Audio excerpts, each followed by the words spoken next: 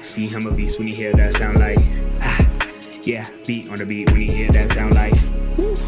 Yeah, bitch on the champ, only me one round like yeah, me, I'm a G-Ring. All right, folks, great guest today, fighting at CFFC 114 on November 5th. Please welcome 2-0 professional fighter, Mark Gray. Mark, my man, how you doing? A week and a half out.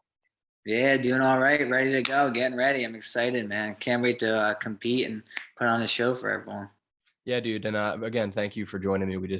For those who aren't going to see all that nonsense, we just had some technical difficulties and Mark's still here. So thank you. So Mark, I'm going to ask you about the fight. I'm going to ask you about after the fight, before the fight, and some nonsense in between. So just to start to break this down, before a fight, everybody has training camp. Where did you spend your training camp? Where do you train? Nick Cantone's MMA. It's in Brick, New Jersey. So that's like my main camp. I'll shoot to Ricardo Almeida's on Mondays. And then I head to TKO Fitness in Cherry Hill and work some mitts and pads with Ryan Cafaro as well. But those are that's my main, kind of camp. So a very diverse setting, so to speak.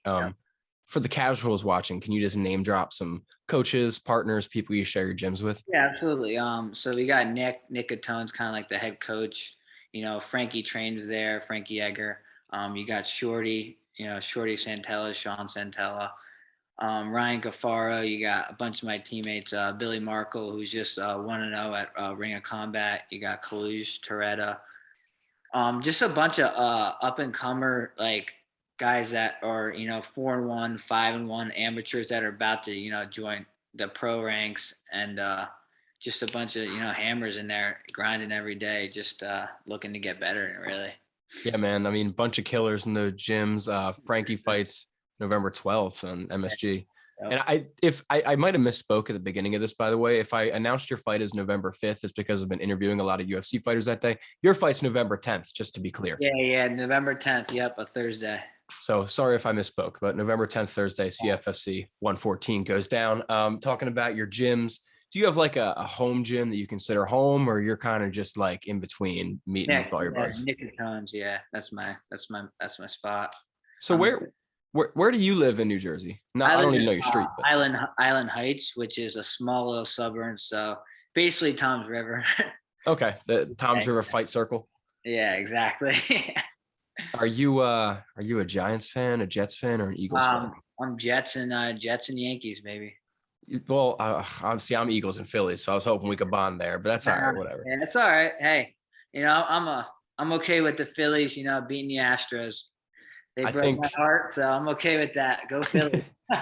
Thanks, bro. Appreciate it. But Jets are having an interesting kind of season. They're doing great. They suffered that Brees Hall had that ACL surgery, but they brought in Robinson, so hoping that he can keep it going for us. Yeah, man. I mean, it's been a long time since the Jets were a good football team. You're telling me. Exactly, man. You live it, but it's good to see them kick some ass this year. Yeah. So as I mentioned, November 10th, it goes down for Mark Gray. You are fighting Raymond Ramos. I believe I got his name right. Let me just ask you about this. How do you feel about him as an opponent? Have you been studying tape or anything? What are your thoughts there? I'm sure it's gonna, I respect everyone going into, each fight. I haven't watched too much on him. Just, I really just try to focus on what I'm going to do, my game plan, what, my strengths are, and just trying to, add a little, more just technique every day, trying to learn and just add it to my, game. But just always kind of trying to focus on what I'm going to do and try to impose, my will on the guy. It's kind of always what I've been doing ever since I competed. So just trying to keep that going, man. That's really it.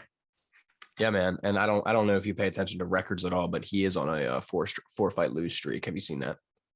I think I did. Yeah, I saw that on Tapology. So I don't know if you put any weight on that nonsense. I'm going to try to keep that going. Yes, sir. Make it 5. Yeah, absolutely. But yeah, I watched a little bit of him, and he seems like he's got some decent stand up, and he's a decent mixed martial artist. But I unbiasedly from an outside perspective, I just think you have the better background all around. I think you're gonna, if I was an odds maker, I put you in as a -500 favorite. So don't worry about that. So you two were supposed to fight at CFFC 113, yes? Yes. What happened there? Why did it get pushed? I was told something to do with the hurricane, so Oh, he had okay. to pull Oh, out. right. He had to pull out on Wednesday, which was like tough for me. But yeah, we're here now, and it is what it is. It's all good. That's a shame, man. Sorry, but Yeah. It whoop was his tough. ass this weekend or next weekend, whatever it is. So how do you think you two match up stylistically from what you've seen off of him? I know he's 5'11", so he's got that length, but just got to get inside and get to the takedown, work my striking, work my angles, and just really keep that top pressure. That's my game. So I've been trying to keep building on that, and keeping my hands up and just being aware, being focused and present for however long the fight is.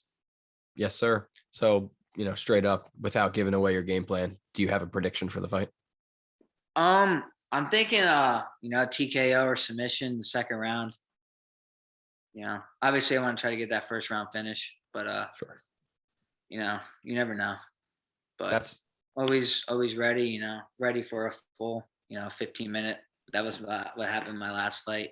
Wasn't able to get to the finish, was got some good ground to pound in, but I had a tough dude that, was able to withstand it. So really trying to, get that finish. That's what everyone wants to see. That's what all, the next, division, all the matchmakers, for UFC and Bellator, they're all looking at, oh, he's got how many wins, but how many finishes. So, sure. you got to get those finishes to, separate yourself in the regional, promotions. Well, and I mean, you said you didn't get the finish last fight. You still beat him by unanimous decision. It was a great performance. And a common answer I get from fighters is they want the finish. They want the first round, second round finish, but they prepare for the 15 because if you don't, then that'll suck. You gotta. Get in the deep waters. You don't want to be there. So, you've fought in CFFC your whole career, even amateur. Yeah, my company, man.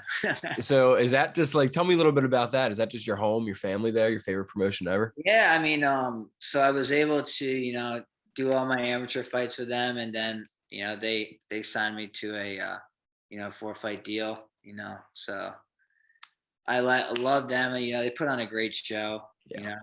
They had the fight pass, and I've never seen anything else, but I love fighting for them. It's a great promotion, and Cool. I hope to keep it rolling with them, and hopefully get that title fight after this one. Yeah, man. And CFFC is a great promotion. I mean, it's a regional promotion, they say, but it's a step down from the UFC, really. It's fantastic production design or production value. John Morgan's there on the mic. I mean, the atmosphere is great. Fights are great. Fighters are very talented. It's a top-notch promotion. And it's awesome that you fought your whole career there. Now, you've also fought at Hard Rock in Tampa before too, yeah? Yeah, that was my last fight, July 14th, I believe. Yeah, it was so good. What was that atmosphere like down there? Well, it was great. I went into it. I had my parents and my wife there, so 3 people, and one of my buddies, so 4 people. The kid I was fighting was from Tampa. He had like 100 people. I went into it getting booed. It was great. By the middle of the first round, it was just silent. You shut him up, man. Yeah, it was great. Now I like going into I guess you can say enemy territory, and just winning the fans over was my style. It's fun for me. That's bold, man. I don't hear that a lot. That's awesome. Yeah, I think it's fun. Obviously, would love to fight in I would have loved to fight in October at Parks, have a crowd there, but I don't mind, going into enemy territory. It's pretty fun. And it's Tampa. It's nice out there. Yeah, right? Take the shorts and the open shirts. That nice 80-degree weather in November rather than some, 50s, 45s. Oh, yeah, dude, I slept with the window open last night, woke up at like 3 a.m. I was like, freezing, right? Yeah, it's like, damn, it's that time of year. So if you don't mind me asking, are you under contract with CFFC? Yes. Are you allowed to say how many fights is on that? Yeah, it was a 4-fight deal. I got after this fight, I'll have one more left. And you're hoping that's for the belt, presumably, yeah. Yeah, hopefully. We'll see. Yeah. That'd be great, man. So let's look forward then. You get the W on the 10th. You get the title shot. You get that W. What's after CFFC? Is there an after CFFC? How do you like see your immediate career going? I usually, I let my coaches kind of, plan what's gonna, happen next. Sure. I'm sure, I guess the goal would be contender, or, call up, but just gonna, after this, deal is up, then it'll be, I'll kind of be like a little free agent, or, if CFFC approaches me again with something, but it'll be, I'm thinking kind of like, 1-fight deals, but I'm hoping, get these 2 finishes and maybe contender. Well, you have and then hopefully impress in front of Dana, just like same path that everyone's trying to do, Yeah. I mean, and I was going to say, you have friends in high places with like Frankie Edgar. You got some sway there, people that are going to be able to be like, hey man, yeah, check out this Mark Gray guy. So that's awesome, man. That's awesome. Very achievable. Yeah, that's the goal. Did you watch Contender Series this season?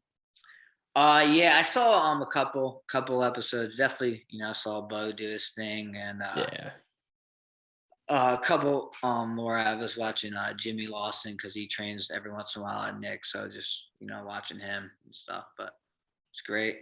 Jimmy Lawson. I got a bone to pick with Mr. Jimmy Lawson. You want to hear?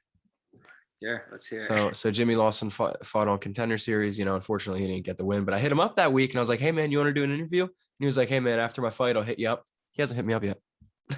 Hey, I'm just kidding. I know he's a busy man, but I'll let him know to reach out to you, man. Yeah, let him know. Can't be doing that. I could also reach out to him too. I'm just being I'm being spiteful, Absolutely. No, but Jimmy's a great guy. I really wanted to see him get that dub, and I think he'll get another shot at it. So, talking about the future of your career now, hopefully you get that Contender Series shot and you get these 2 wins and everything goes the way it should. If everything does go the way you plan for it to go, fast forwarding 10, 15 years now, how did your career go down? Like dream career? Like what did your career look like? What's your end career goal, so to speak?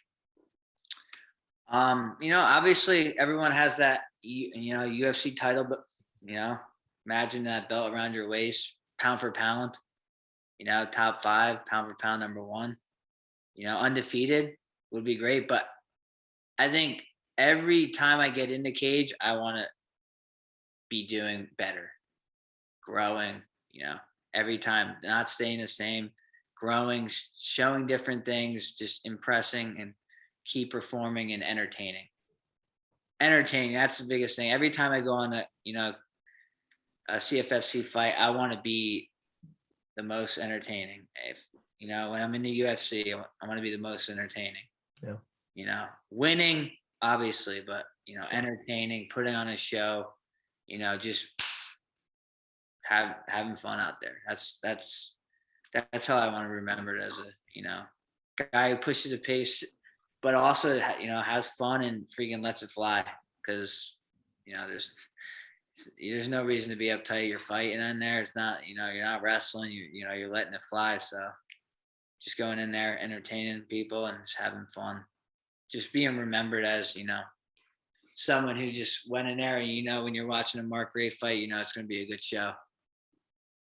I love that, man. I love that attitude. And that's not a typical answer I get. Most people give me a very straightforward, I want to be a triple champ, undefeated, greatest of all time. And I respect that as the fan side of me, that you really want to excite and entertain. That it means a lot, man. I think, obviously everyone's got that goal, want to be the best ever, which is great, but you also need people that want to watch you, because it's a business, It is. Yeah, I mean, it's a business, and you have to sell yourself. If you're a draw for people and you're dominating, that's a win-win. I mean, yeah, look at freaking like Sugar Show Sean O'Malley right now. Exactly. Getting that dub and selling himself as a businessman. So, Mark, obviously, I don't need to tell you this. I'm more so telling the people watching. The sport is not all fun, highs, selling yourself to be a star, right? fighting's a very challenging career. You guys have an extremely physically, mentally demanding job. You have the highest of highs, the lowest of lows, which you haven't maybe had yet, you know, Mr. Undefeated and amateur and pro. But when you are facing these rough moments, whether it be a rough day at training camp or a performance you're not happy with, or even something simple like doubting yourself late night in bed, what keeps you going, man? Like what keeps you inspired and motivated to succeed in this sport?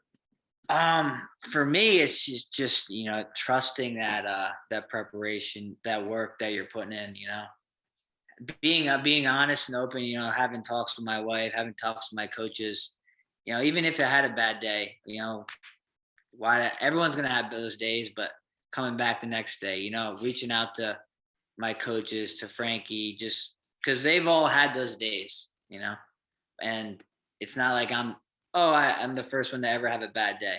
People always have bad days, but just trusting your training. And that's something that I've always done my whole career, from little kid wrestling all the way to now, just trusting in what you're doing and believing in your coaches. That blind kind of trust in your coaches, that for me has always just pushed my confidence. And just, even if I have a bad day, I can always, look at, hey, why did it go bad?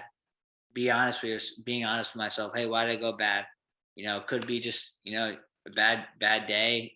You're not feeling great in camp, getting close to weight, but just being honest with yourself, addressing it, and then moving forward. And, biggest things moving forward, can't dwell on it.